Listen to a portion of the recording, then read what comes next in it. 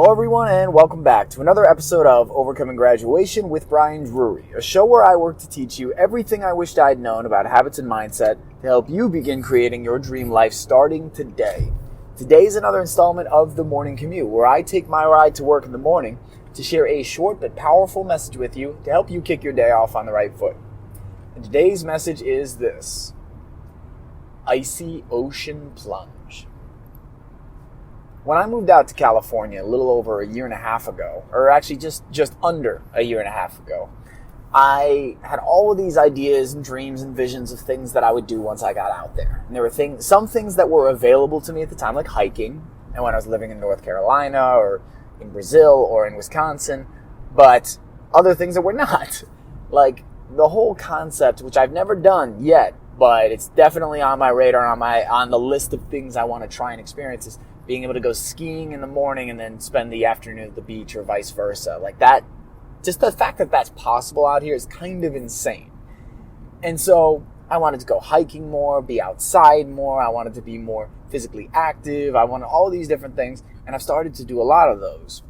And if you've been listening to the show for a bit, you know that one of my big realizations that I had recently was that for a long time, I was saying, okay, once I get all my work done, then I'll start enjoying all those things. And you would think, with the amount that I talk about destination fallacy or accomplishment fallacy on the show, that it would be very clear, like, hey, Brian, you're falling into that trap again. But yet, like anything else, it takes some things time or a different iteration of the lesson for it to sink in a new level or a new context. So if you haven't listened to the show before, destination fallacy is the idea of I'll be happy when, or I'll do the thing when. It's when I arrive at that destination, I will be, do, see, feel, etc. A lot of people will have this for trips, for vacations, for jobs, for money goals. That's a big one where people go, once I make X amount, then I'll be happy. Then I'll be able to relax. Then I'll be able to take vacations. Then I'll spend more time with my wife, my husband, my family, my friends. Then I'll cultivate really great relationships, all these different things. And yet, if we really look at human behavior and we look at the people who are doing these things and we ask them about their lives, we see the contradiction. Because when we're driven by the destination, when we're driven by this artificial number that we've created and determined is our measure of success, then when we arrive at it, human beings are creatures of habit, and habits can be changed and can be shifted, and even in extreme cases can be changed on a dime. But in general, we do not shift quickly. We do not go from not being a morning person to being a morning person in a day. We do not suddenly shift super unhealthy eating habits for healthy ones immediately. We can do it over time with consistency of effort. That's something that James Clear talks about in his book Atomic Habits, is that how long does it actually take to build a habit? And I was very curious when I started reading this because I've heard different things, but I loved his answer because I believe it was one of the most concise that I've read. And it also was the best answer, because I have heard it takes 21 days, it takes 66 days, it takes 2 months, it takes all these different measures, all these different time frames. And it takes 3 weeks. It takes 3 days to get over the hump. And then once you've done that, you've done the hard work. And what I realized is we as human beings are trying to put a number to it where we no longer have to work at it. That's a really interesting piece, is that we as human beings will often find ourselves trying to put a number on a scale or in our bank account or our body fat percentage or number of sexual partners, you name it. Like, we put numbers to things at times to try to make sense of them or to have like a reason to chase and pursue. It's like, well, I can't be happy until I have $100 million in the bank account. I can't be happy until I have $1,000 in the bank account. And once I do, I'll be happy. But what happens so much more often, if you really pay attention, is whatever habits it took you to get to the goal generally continues. So if somebody goes, I'll be happy when I have $1,000 in the bank account, they work hard, they change their behaviors, they work their way up in the company, they work on getting more sales, they do all of these things and they get $1,000, and they're like, well, I'm not happy yet. So maybe it just needs to be a bigger number. Maybe it's $5,000. Then they go to that. and they're still not happy. And they're like, you know what? 10,000. That's gotta be it. Once I have 10 grand, I'm gonna feel secure. I'm gonna feel happy. I'm gonna feel fulfilled. I'm going to believe in myself. I'm going to feel my self-worth, because I can't feel worthy of these things until I have that money. And then boom, and it goes on and on and on. And you plug and play, guys. Like, put in the sexual partners. It's like, I won't feel like a man, or I won't feel like a woman until I've had sex with this many people, or this type of person, or a celebrity. And we put these numbers on it where it's like, oh, this thing will be the indicator and the dictator of my happiness and my success and my fulfillment in life. But here's the interesting reality. Because either if you've been there, if you know someone who has, or if you've read about or heard about someone who has, that game fails every time. It's not that people don't succeed at big things or big goals and big accomplishments and achievements and do great things. It's that if their happiness is tied to that, it'll always be this chase and never really this deep appreciation in the moment. And I know from experience, because I would work towards these big dreams. I would have these big things come up, and it was like I was only giving myself permission to celebrate and enjoy life when I did something monumental, when something huge happened, when something big, when my biggest month of sales, when my book launched, when my this, when my that. It was like, that was where my worth was. And if I wasn't doing those things, then I didn't feel worthy. I felt like shit at times.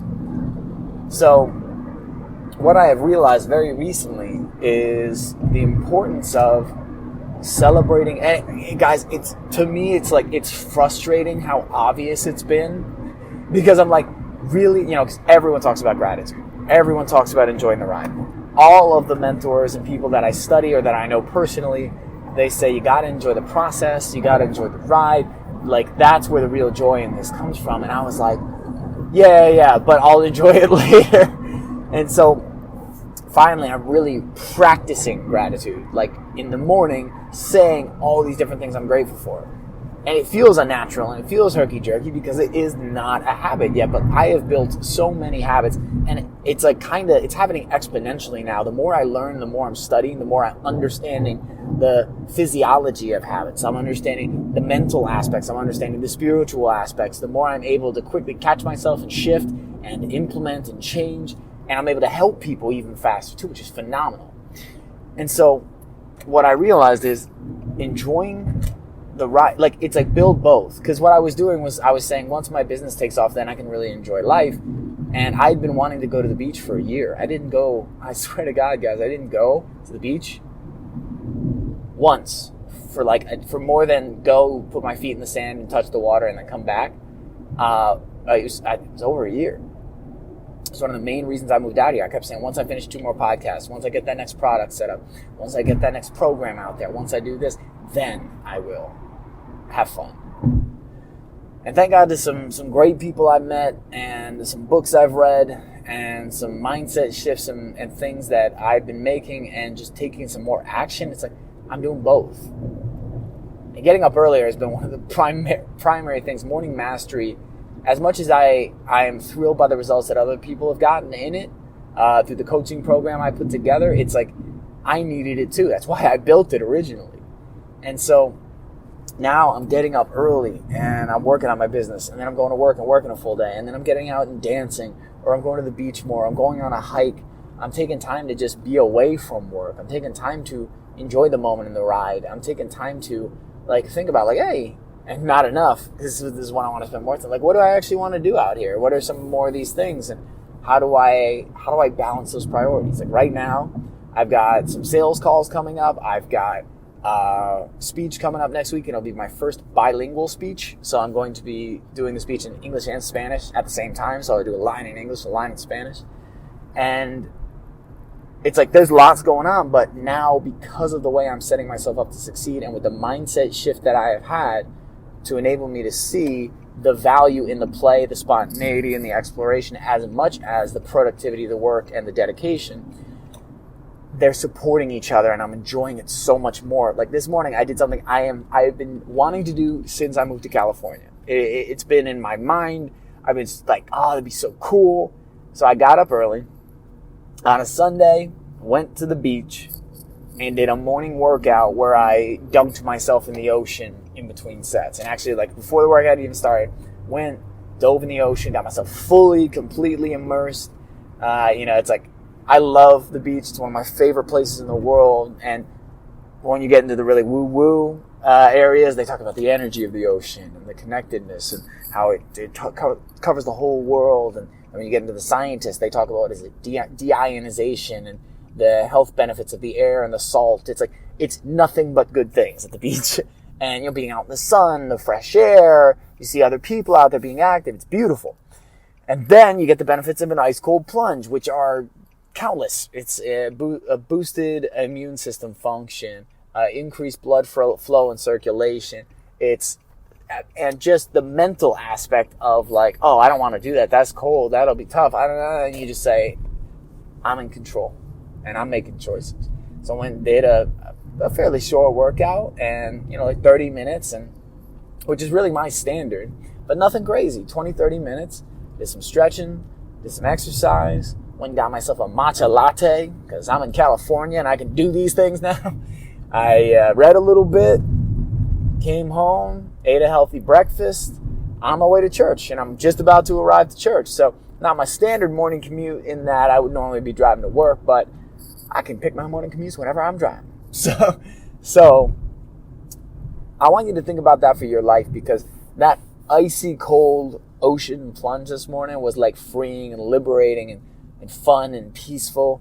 And I was just able to do something that I've been wanting to do. And for so long, I was going, well, what's the reason that I want to do that? How's that fitting into my plan? How's that going to benefit the goal or the objective right now? And it's like, that's why I build the habits so the goals and objectives get taken care of, so that I create time and space for, why the hell not?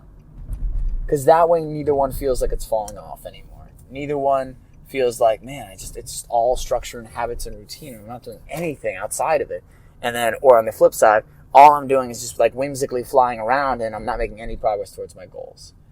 So you can have that balance, you can create that balance, and I am having an absolute blast. So this is one of, if not the best time of my life right now, because of everything I had to come. Oh, jeez. Just banged into the concrete thing in front of the parking spot. We're okay. Everything's fine. But it was a little closer than I expected. Okay. But as I was saying, in your life, there's things that are out of balance. You may be too far to one side or the other, completely in one or the other. Just something as simple as just going for a walk. It's like there are things in your mind that go, just go do this. Just go try that. And don't lose sight of those voices, because those are the ones that we look back and you're like, man, I never went to the beach, and I lived in California for 5 years. I never asked a girl out.